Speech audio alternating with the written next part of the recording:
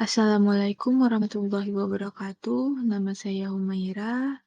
Saya dari Fakultas Ekonomi Universitas Negeri Medan. Di sini saya akan mengerjakan tugas bahasa Indonesia yaitu em, menjelaskan sejarah bahasa Indonesia yang diampu oleh Ibu Masta Marcelina sendiri.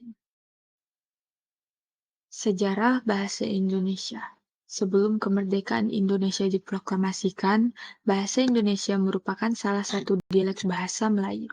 Telah berabad-abad bahasa Melayu dipakai sebagai alat perhubungan antar penduduk Indonesia yang terdiri dari berbagai suku dan bahasa. Pada masa penjajahan Belanda, bahasa Melayu juga dipakai sebagai bahasa perhubungan yang luas. Bahkan komunikasi antara pemerintah Belanda dan penduduk Indonesia yang memiliki berbagai macam bahasa juga menggunakan bahasa Melayu. Pada tahun 1928, saat dilangsungkannya Kongres Pemuda pada tanggal 28 Oktober, bahasa Melayu diubah namanya menjadi Bahasa Indonesia dan diikrarkan sebagai bahasa persatuan atau bahasa nasional dalam Sumpah Pemuda. Pada masa penjajahan Jepang, pemerintah Jepang melarang penggunaan bahasa Belanda. Pelarangan ini mempunyai dampak yang positif terhadap perkembangan bahasa Indonesia. Saat itu, pemakaian bahasa Indonesia semakin meluas. Bahasa Indonesia dipakai dalam berbagai aspek kehidupan termasuk kehidupan politik dan pemerintahan yang sebelumnya lebih banyak menggunakan bahasa Belanda. Setelah kemerdekaan Indonesia diproklamasikan pada tanggal 17 Agustus 1945, pada tanggal 18 Agustus 1945 ditetapkan Undang-Undang Dasar 1945 yang di dalamnya terdapat pasal yang menyatakan bahwa bahasa negara adalah bahasa Indonesia.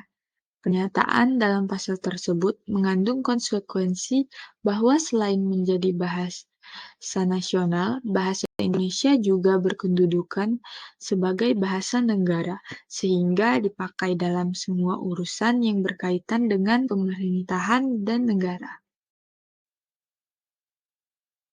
Pada masa kemerdekaan, bahasa Indonesia mengalami perkembangan yang sangat amat pesat. Setiap tahun jumlah pemakai bahasa Indonesia semakin bertambah. Perhatian pemerintah Indonesia terhadap perkembangan bahasa Indonesia juga sangat besar.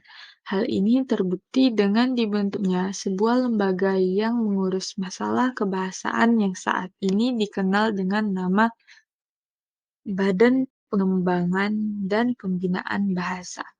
Berbagai upaya mengembangkan bahasa Indonesia telah ditempuh, seperti adanya perubahan ejaan dari ejaan Van Ophuijsen, ejaan Suwandi, ejaan yang disempurnakan.